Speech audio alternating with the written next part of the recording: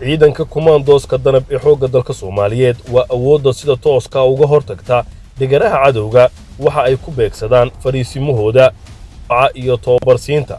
Soomaaliya waxay uga dhigan tahay markasta ku dhawaanshiyaha nabad barwaaqo iyo nolol waxaana maanta tababar muddo qaatay loo soo xiray dufcaddii toddobaad ee ciidanka Kumaandooska Danab ee xoogga dalka Soomaaliyeed. Munaasabadda xiritaanka tababarka waxaa ka soo qayb galay taliye ku-xigeenka ciidanka xoogga dalka Soomaaliyeed Generaal Cabbaas Amiin Cali, saraakiil ka tirsan ciidanka dalka Soomaaliyeed iyo kuwa dowladda Mareykanka iyo Amisom.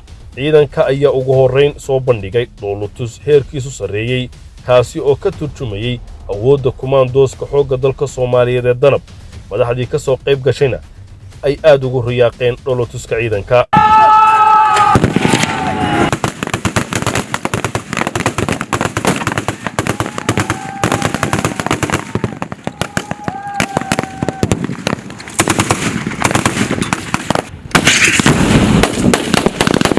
ugu horreyn waxaa munaasabadda ka hadlay taliyaha guutada 16aad ee ciidanka sida gaarka u tababaran ee Kumaandooska Danab ee xoogga dalka Soomaaliyeed gaashaanle dhexe Axmed Cabdullaahi Nuur Beeryare oo ka warbixiyay heerarkii tababarku soo maray.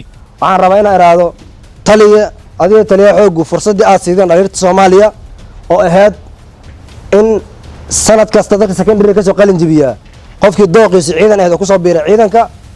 taliye sanadkii la soo dhaafay ciidankan qalin jibintii sanadkii la soo dhaafay ardadii Soomaaliya ka qalin jibisay oo secondary ka qalin jibisay almost 150 kamid ah kan waxaan rabaa inaan caddeeyo taliska xoogga dalka Soomaaliya oo taliye xoog ugu horeeyo waxaa ka go'an dhalinyarta da'da yar inay ka gaarsiiyaan qof walba hanka uu ciidan ka lahay. marka waxaan rabaa inaan iraado taliye waa mahadsantihiin garab istaaga aad u muujinayeen xoogga dalka Soomaaliyeed gaar ahaan unit-ka aan taliyaha guutada ka ahay.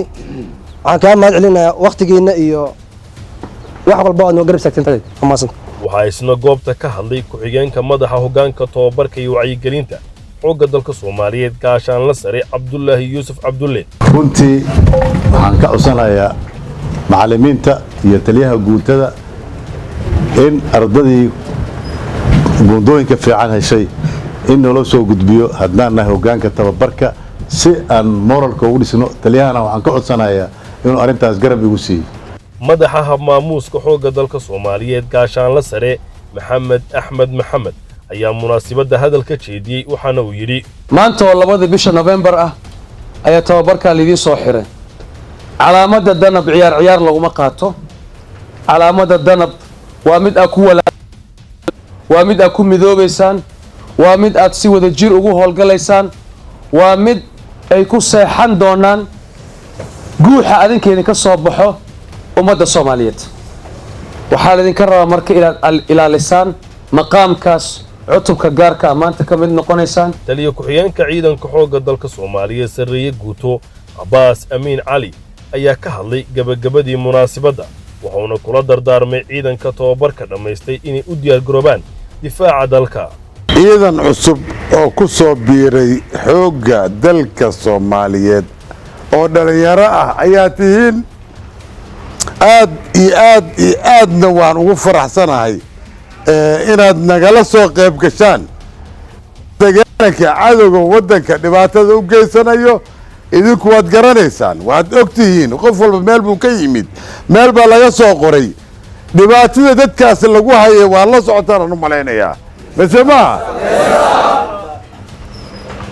waxaa loo baahan yahay ummaddii Soomaaliyeed ood ka dhalateen oo aad u dhalateen in dhibkii aad ka qaadaan.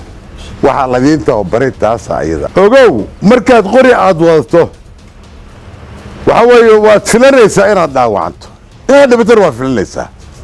waana ku talagalnay waxaan dareeskaan u qaadanay calankaas maanta garabka kuu saaran aad u wadata waxay tahay inaad dalka aad u dhimato ilaa dhibada u dambayso dhiiggaaga. ciidanka Kumaandooska Danab ee xoogga dalka Soomaaliyeed waa mid ka mid ah awoodaha uu ku faano xoogga dalka Soomaaliyeed waxayna leeyihiin taariikh lama ilaawaana waxayna tababaro heerkoodu sarreeya ku qaataan dalka. mararka qaarna waxay tababaro dheeraada ku soo qaataan dalka dibaddiisa. kooxaha argagixisada marka ay maqlaan magaca Kumaandooska xoogga dalka Soomaaliyeed ee Danab waxaa soo wajahda cabsi xooggan meel kastoo ay joogaanna waa ay ka cararaan